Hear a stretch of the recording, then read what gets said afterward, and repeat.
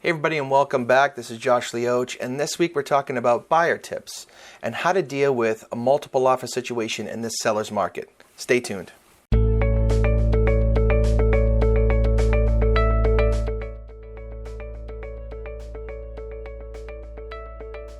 Alright, welcome back.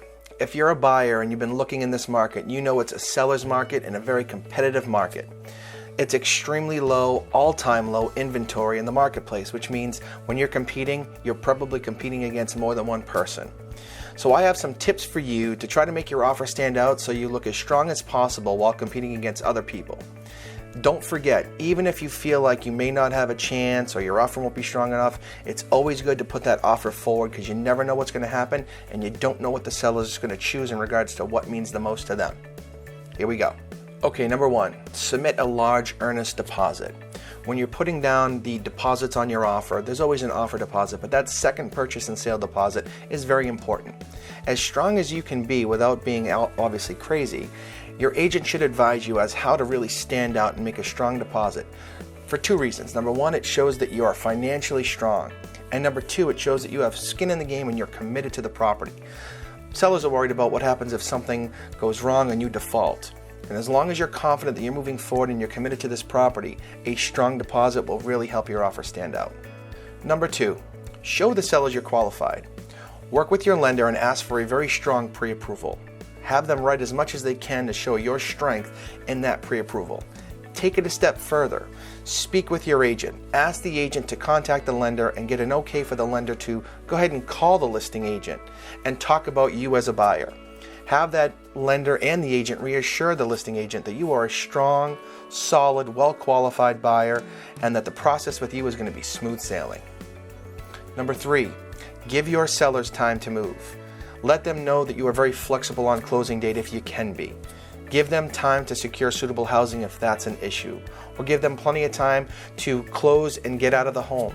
Offer them an additional day after closing so that they can close on the property and then take the rest of that day to get out.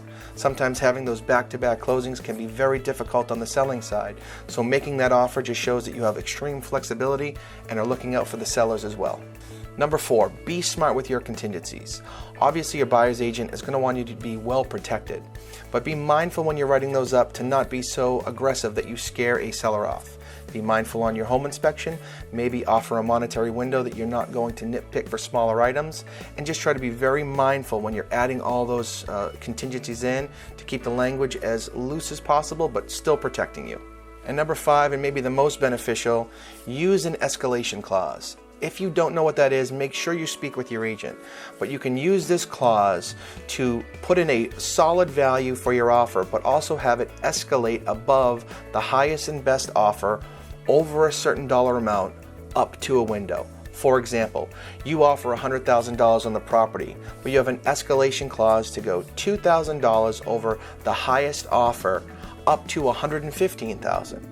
So if you offered $100,000 and somebody offered $105,000, you're going to tell that seller, well, that means I'll move my offer to $107,000 because it's within the cap and it's $2,000 over that highest offer. If you have any questions on the escalation clause, certainly reach out as this can be a little tricky, but certainly speak with your agent as well as they'll be able to advise you as to what's best for you and your marketplace.